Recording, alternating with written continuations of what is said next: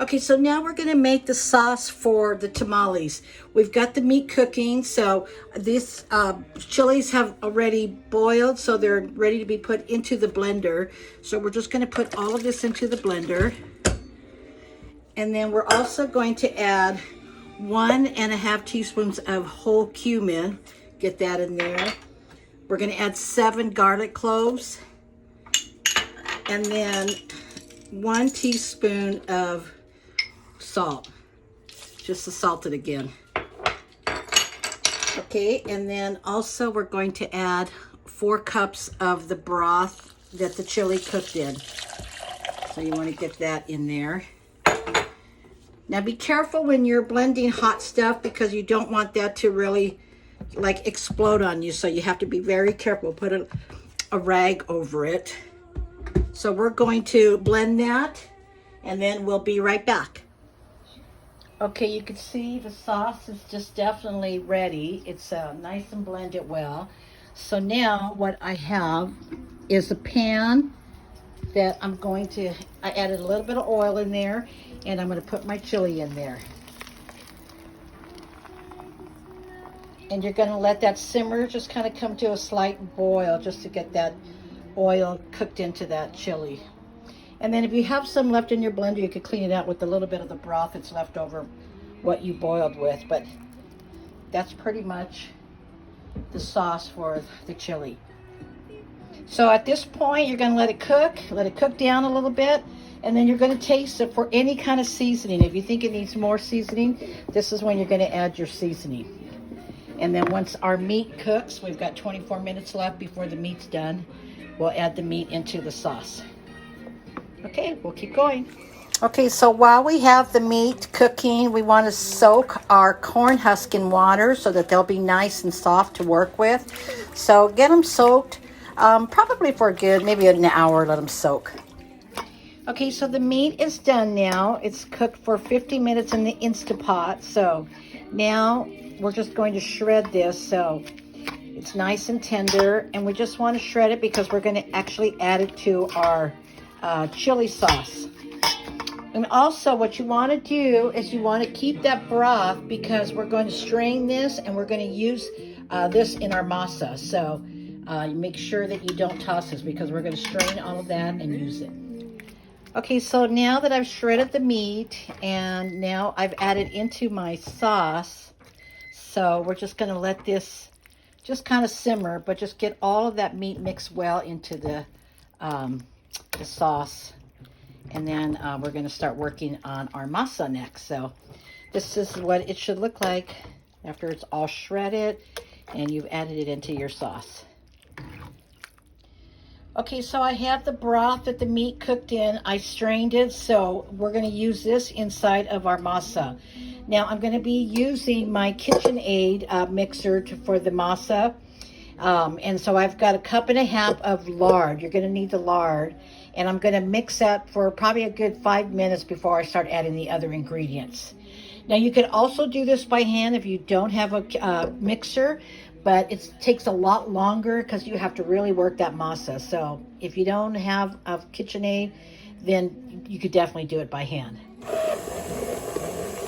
Okay, so this has been mixing now for a good 5 minutes. You can see how nice and creamy it is. So what we're going to do is we're going to add in 5 teaspoons of baking powder. And then we're only going to add a total of 6 cups of the broth that we had cooked the meat in. And then 6 cups of the masa. So you're going to alternate. You're going to do masa, you're going to do broth, and then the masa, and then the broth, okay? But 6 cups total of each. Okay, so I'm going to add in the baking powder. That was 5 teaspoons. And then I'm going to add in a cup at a time. So 1 cup of masa. And then we'll add some broth, a little at a time. And just let it really mix well in there.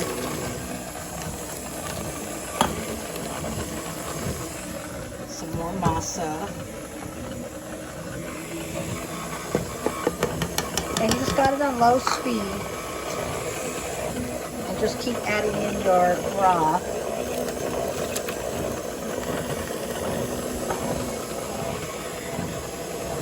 And also, I forgot to mention that we reserved a cup of the chili, the red sauce, so we're going to add that into our broth. And that's also going to go into the masa as well. So we'll mix that.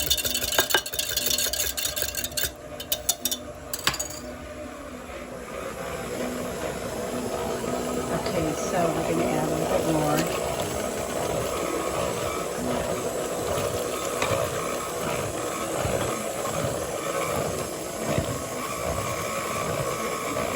So that was a cup that I reserved on that chili, so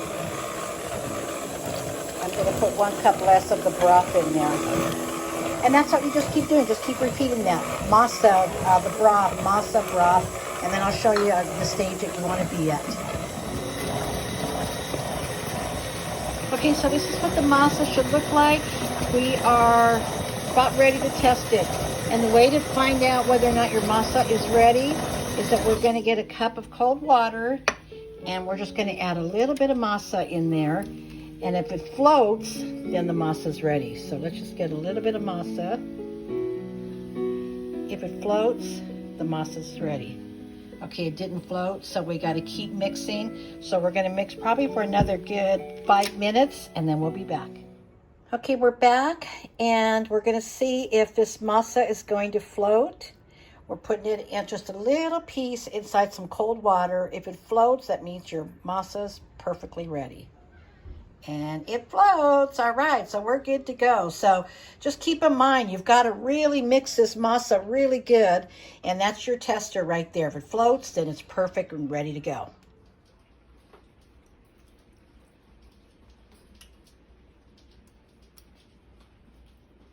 It is a lot of meat, but I like a lot of meat in mine.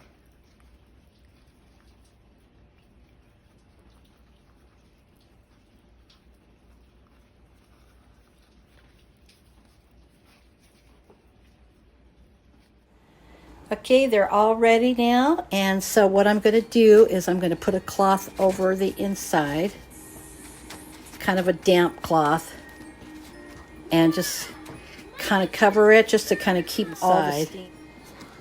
And then I'll put a lid on it. Okay, just like that.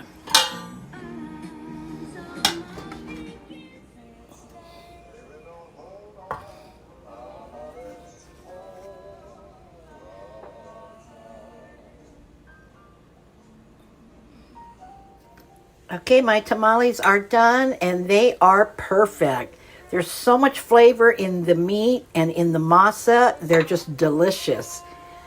So good. Look at all of that. And there's just so much meat in there.